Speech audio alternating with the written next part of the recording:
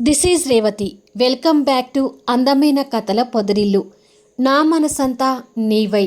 Episode number 295. ఏదో అనుకొని జాబులోకి వచ్చిన ఆర్యకి సాక్షి నుండి ఎదురవుతున్న తిప్పలు. కథలోకి వెళ్ళబోయే ముందు దయచేసి వీడియోకి ఒక లైక్ ఇవ్వండి, అలాగే హైప్ ఇచ్చి వీడియోని సపోర్ట్ చేయండి. మోహన్ ఫోన్ కాల్ మాట్లాడుతూ, నువ్వు కోరుకున్నట్టుగానే ఆర్యాకి ఇక్కడ జాబ్ ఇచ్చాను కళ్యాణ్ అంటాడు. థ్యాంక్ యూ మోహన్ అని కళ్యాణ్ చెప్పగానే, ఈ మాత్రానికి నువ్వు థ్యాంక్స్ చెప్పడమేంటి అంటాడు మోహన్. లేదు మోహన్, సాక్షి నీ ఫ్రెండ్ అయితే ఆర్య నా ఫ్రెండ్. వాడు తప్పు చేశాడు, ఒప్పుకుంటాను. కానీ ఆ తప్పుని సరిదిద్దుకునే అవకాశం కూడా ఒకసారి వాడికి ఇవ్వాలి కదా. నాకైనా నీకైనా సాక్షి హ్యాపీగా ఉండటం కావాలి. మామూలుగా అయితే సాక్షి ఆర్యాని యాక్సెప్ట్ చేసేటట్టుగా అసలు కనిపించడం లేదు. అందుకని ఈ ప్లాన్ చేశాను. ఈ విషయంలో నువ్వు నాకు సహాయం చేసినందుకు నీకు థ్యాంక్స్ చెప్పకుండా ఉండలేను అంటాడు Kalyan. It's okay Kalyan, but Arya గనక సాక్షి దగ్గర తిక్క వేషాలు వేస్తే ఈసారి నేను మాత్రం ఊరుకోను అంటాడు మోహన్.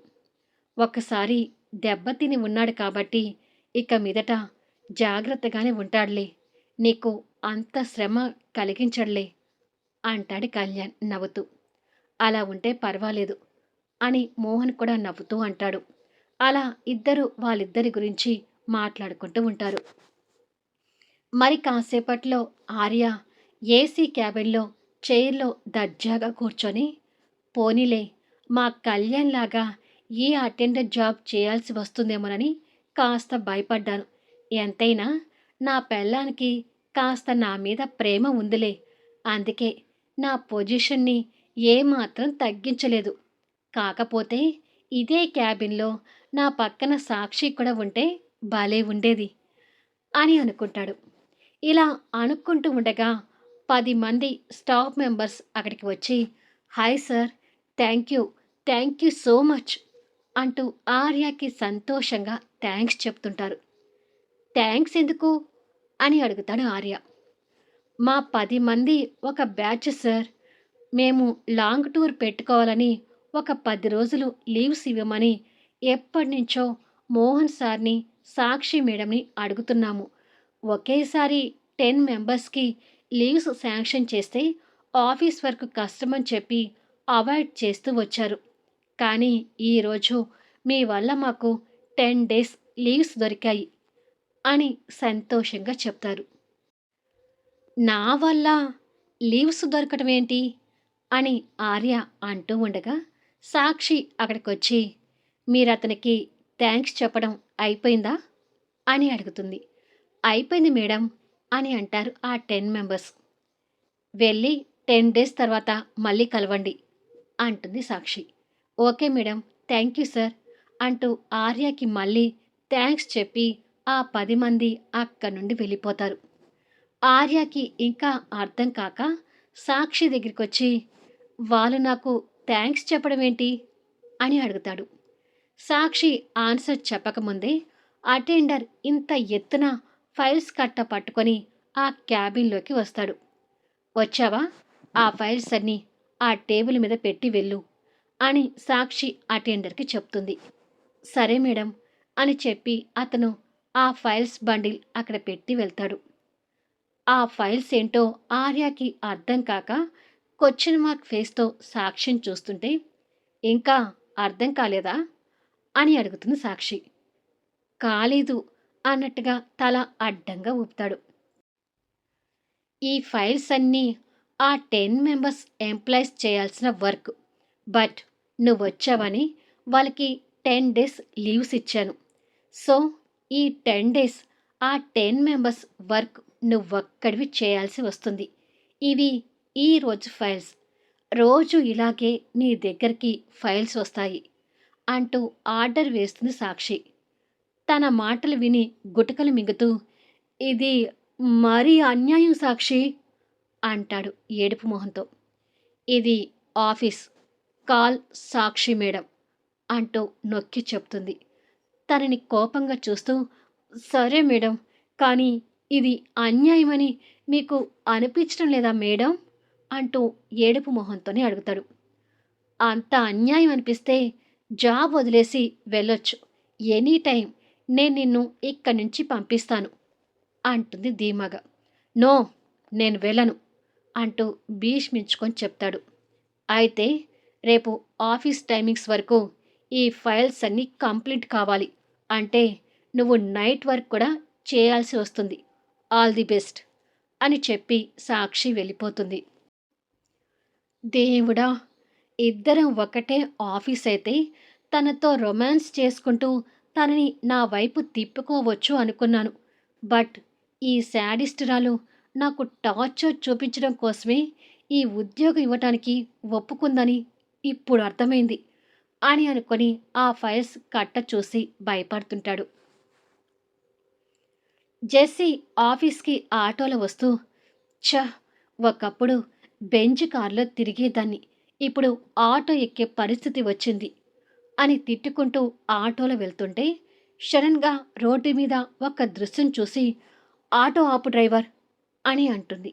వెంటనే ఆ ఆటో ఆగుతుంది. చూస్తున్నది అతనేనా కాదా అని అనుకొని ఆటో దిగి అటువైపుగా చూస్తుంటే ఈశ్వర్ లుంగీ కట్టి నెత్తి మీదకి టవల్తో తలపాగా చుట్టుకొని బండి మీద మొక్కజొన్న పొత్తులు కాలుస్తూ వాటిని అమ్ముకుంటూ ఉంటాడు. నేను చూస్తుంది ఈశ్వర్నేనా అని అనుకొని దగ్గరికి వెళ్ళి ఆ మొహంలోకి తొంగి చూస్తుంది. మొక్కజొన్న పొత్తులు కాలుస్తున్న ఈశ్వర్, జెస్సీ ఒకరికొకరు మొహాలు చూసుకొని ఇద్దరు ఒక్కసారిగా ఉలిక్కిపడినట్టుగా అవుతారు. జెస్సీ తేరుకొని, ఏంటి ఈశ్వర్ నీ అవతారం అని అడుగుతుంది. హా, ఫ్లాష్ బ్యాక్లో మన అవతారం ఇదే. మళ్ళీ ఈ అవతారంలోకి వచ్చి పడ్డాను. అంతా మీ అయ్య వల్లే అంటాడు కోపంగా. ఏయ్, మధ్యలో మా నాన్న ఏం చేశాడు అంటూ కోప్పడుతుంది జెస్సీ. అంతా మీ నానే చేశాడు అంటాడు అదే కోపంతో. జెస్సీ పళ్ళు నూరుతూ వాడి వైపు చూస్తుంటుంది. పన్నాగాలు ప్లాన్లు అంటూ మీ నాన్న మాట విని ఐశ్వర్య కంపెనీలోకి దూరాను. నేను సాధించింది ఏంటో నాకు తెలియదు కానీ చివరికి మళ్ళీ మొక్కజొన్న పొత్తుల కాడికి వచ్చింది నా వ్యవహారం అంటూ బాధపడతాడు.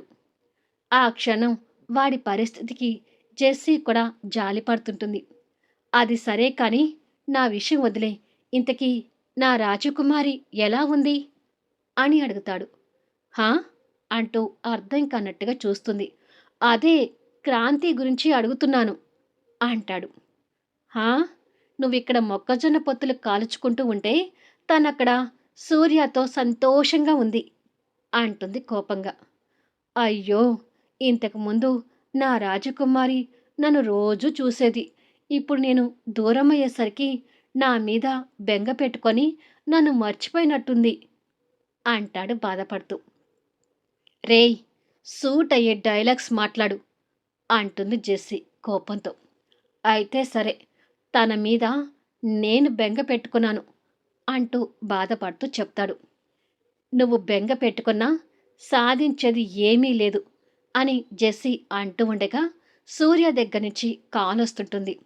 అమ్మో, నీతో పెట్టుకుంటే అక్కడ సూర్యతో నాకు తిట్లు తప్పేలాగా లేవు అని తిట్టి వచ్చి ఆటోలో కూర్చుంటే ఆటో వెళ్ళిపోతుంది. పాపం నా రాజకుమారి అంటూ ఈశ్వర్ బాధపడి వేడివేడి మొక్కజొన్న పొత్తులు అంటూ కేకలు వేస్తుంటాడు. కొద్దిసేపటికి జెస్సీ సూర్య క్యాబిన్లోకి వెళ్ళేసరికి సూర్య క్రాంతితో కలిసి ఆఫీస్ వర్క్ డిస్కషన్ చేస్తూ తనతో నవ్వుతూ మాట్లాడడం తన కంట పడుతుంటుంది. ఆ క్షణం క్రాంతి కూడా నవ్వుతూ ఆ వర్క్ డిస్కషన్లో ఉంటుంది. జెస్సీ వాళ్ళిద్దరినీ అసూయగా చూస్తూ, రోజు రోజుకి వీళ్ళిద్దరూ బాగా దగ్గరవుతున్నారు. ఇలా ఊరుకుంటే త్వరలోనే వీళ్ళిద్దరి మధ్యకి కెవ్వు అంటూ ఏడుస్తూ ఇంకొకరు వచ్చేలాగా ఉన్నారు అని తిట్టుకుంటూ ఉండగా సూర్య మాటల మధ్యలో జెస్సీ వైపు చూస్తాడు. సూర్య చూడగానే గుడ్ మార్నింగ్ సార్ అంటూ తడబడుతూ చెప్తుంది. ఆఫీస్కి వచ్చిందే లేటుగా వచ్చింది కాకుండా అక్కడ నిలబడి ఏం చూస్తున్నావు అని అడుగుతాడు సూర్య. అది మీరిద్దరూ మాట్లాడుకుంటూ ఉంటే మీ భార్యాభర్తల్ని మధ్యలో డిస్టర్బ్ చేయటం ఎందుకని ఆగిపోయాను సార్ అంటూ అమాయకత్వం నటిస్తూ చెప్తుంది. ఈ డైలాగ్స్ నీకు సూట్ కావని నీకు కూడా అర్థమై ఉండాలి కానీ ముందు ఫైల్ తీసుకొచ్చి ఇవ్వు. నీ ఫైల్ కోసం ఇద్దరం వెయిట్ చేస్తున్నాం అంటాడు సూర్య. సరే సార్ అంటూ వచ్చి ఎదురుగా కూర్చున్న క్రాంతిని కోపంగా చూస్తూనే ఫైల్ సూర్య ముందు పెడుతుంది. క్రాంతిని కోపంగా చూడటం సూర్య గమనిస్తూనే ఆ ఫైల్ తీసుకొని మా ఇద్దరికి కాఫీ చెప్పు అంటాడు. సరే సార్ అని కోపంగా చెప్పి ఫోన్ చేసి 2 కాఫీ అని అంటుంది. జెస్సీ అక్కడ ఉండగానే కాఫీ వాళ్ళ టేబుల్ ముందుకు వస్తుంది. ఫైల్ ఇచ్చావు కదా, ఇంకా నువ్వెందుకు ఇక్కడ, వెళ్ళు అంటాడు సూర్య. సరే సార్ అని చెప్పి ఇద్దరిని కోపంగా చూస్తూ అక్కడి నుంచి వెళ్తుంది. దాని చూపులు భయంకరంగా ఉన్నాయి క్రాంతి, తనతో నువ్వు కొంచెం జాగ్రత్తగా ఉండు అంటాడు సూర్య. తన గురించి తెలియంది ఏముందిలే, అయినా మొదట్లో చనువు ఇచ్చింది నువ్వు, అది కూడా బెడ్ షేర్ చేసుకునే వరకు అంటూ ఆ పదాన్ని కసిగా ఒత్తి పలుకుతుంది. ఉఫ్, ఏదో నీ జాగ్రత్త కోసం తన గురించి నీతో మాట్లాడుతుంటే నువ్వు ఎక్కడికో వెళ్తున్నావు. ఇప్పుడు మనం పర్సనల్ విషయాలు మాట్లాడుకోవటానికి ఇది ఇల్లు కాదు, ఆఫీస్. ముందు మనం ఈ ఫైల్ కంప్లీట్ చేయాలి అంటూ మళ్ళీ బిజినెస్ విషయాలు డిస్కషన్ చేస్తుంటారు. క్యాబిన్ డోర్ దగ్గరే ఉన్న జెస్సీ ఆ మాటలు విని, సో మేమిద్దరం పడక షేర్ చేసుకున్నామని క్రాంతి ఇంకా నమ్ముతూనే ఉందన్నమాట అని అనుకుంటుంది. ఆర్య ఫైల్స్తో కుస్తీ పట్టలేక కష్టపడుతూ స్నేహితుడు కళ్యాణ్కి ఫోన్ చేస్తాడు. కళ్యాణ్ ఆఫీస్ వర్క్ చూసుకుంటూ కాస్త అనుమానంగానే ఫోన్ లిఫ్ట్ చేసి, ఎంతవరకు వచ్చింది సాక్షిని పడేయటం అని అడుగుతాడు. నా మొహం వరకు వచ్చింది. ఇక్కడ సాక్షి 10 మంది ఎంప్లాయీస్కి లీవ్స్ ఇచ్చి పంపించి వాళ్ళ వర్క్ అంతా నా నెత్తి మీద వేసింది అంటూ జరిగింది చెప్తాడు. మరి సాక్షిని పడేయటం అంత ఈజీ అనుకున్నావా? కష్టపడు అంటాడు కళ్యాణ్ తాపీగా. నీకేం బాబు, కష్టపడమని ఈజీగాని చెప్తావు, ఇక్కడ అనుభవించేది నేను. అమెరికాలో ఒక కంపెనీకి చైర్మన్ అయి ఉండి వేల మందితో వర్క్ చేయించే నేను ఇప్పుడు నా పెళ్ళాం కింద వర్క్ చేయాల్సి వస్తుంది అంటాడు. ఒకప్పుడు నేను కూడా ఇవన్నీ అనుభవించి నా ఎనిమి దగ్గర అటెండర్గా చేశాను. అనుభవంతో చెప్తున్నాను. ఇవన్నీ ఫ్యూచర్లో చెప్పుకోవటానికి బాగుంటాయిలే కానీ కంటిన్యూ అవ్వు, ఆల్ ది బెస్ట్ అని చెప్పి ఫోన్ పెట్టేస్తాడు. ఆగు కళ్యాణ్, నా కష్టాలు నీకు చెప్పుకొనివ్వు అని ఆర్య అంటూ ఉండగానే కాల్ కట్ కావడం చూసి, ఛ, నా బాధ పట్టించుకునేవాళ్ళు ఎవ్వరూ లేరు అంటూ ముందుకు చూసేసరికి అక్కడ సాక్షి నడుముకి ఒక చేయి పెట్టుకొని ఆర్యని కోపంగా చూస్తూ నిలబడి కనిపిస్తుంది. తను అలా నిలబడటం చూసి ముందు బెదిరిపోయి, కొంచెం ఆగు, ఆ పొజిషన్లోనే ఉండు అంటూ ఫోన్లో తన్ని అలా టక్కున ఫోటో తీస్తాడు.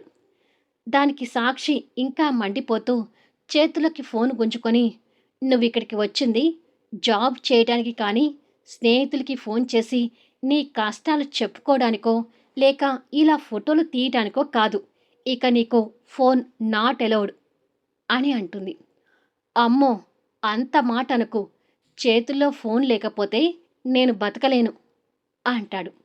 బతకలేను అంటే ఉద్యోగం మానేసుకొని వెళ్ళిపో అంటుంది.